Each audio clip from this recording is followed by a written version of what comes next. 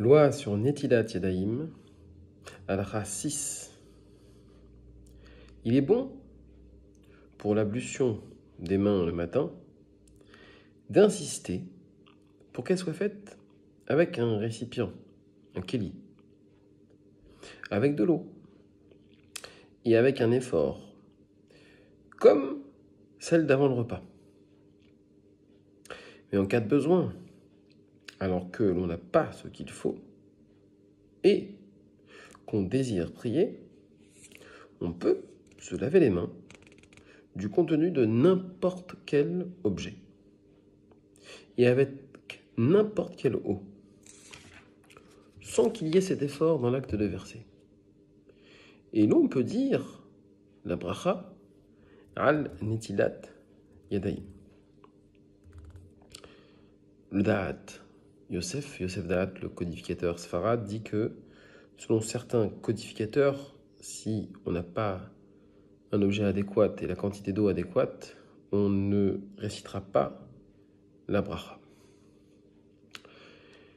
La suite, si l'on a devant soi un fleuve ou même de la neige, il est préférable d'y plonger 3 fois les mains. Mais si l'on n'a pas d'eau du tout, on se frotte les mains avec n'importe quoi et on dit la bénédiction al nekiyut yadaim, c'est-à-dire qui nous a sanctifiés par le commandement de nous laver les mains.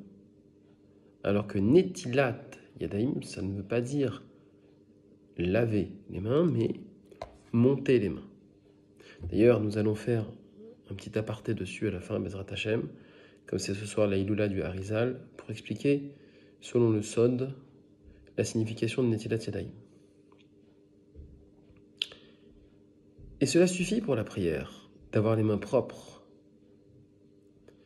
En effet, la Tfila, c'est une mitzvah à part de Netilat Yadayim. Le Kitsur Shulchan Aruch ici dit qu'on peut très bien, si on ne peut pas faire Netilat Yadayim, faire le Shema Israël et faire la Hamida, qui sont d'une part une mitzvah de Braïta, de la Torah pour le Shema Israël, et une mitzvah très importante des sages pour la Hamida.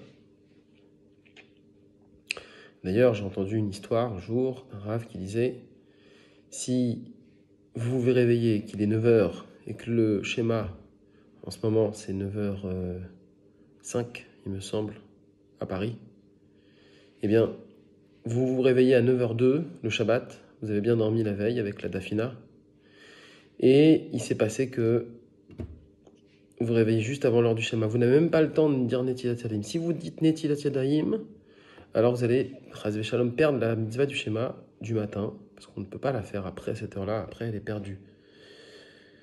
Donc, on devra faire le Shema Israël dans son lit, si le temps est compté. Quitte même, le Rav dit, à se rendormir après. Voilà pour l'aparté.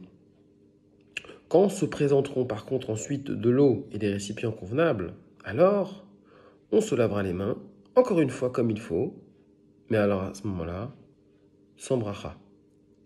Concernant le Harizal et le Sod de la Torah, il nous apprend que le fait de laver les mains le matin et de les monter permet une élévation vers les mondes supérieurs.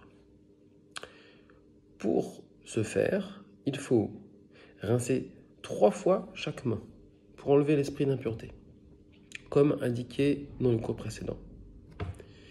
Et ensuite, avant de dire la bracha, les frotter 3 fois au niveau du ventre, c'est-à-dire comme ceci, puis 3 fois au niveau du torse, puis 3 fois au niveau de la tête, et ensuite mettre les 2 mains au-dessus des oreilles, en rentrant bien les coudes, tout en ayant les mains toujours mouillées, et dire la bracha de la sorte.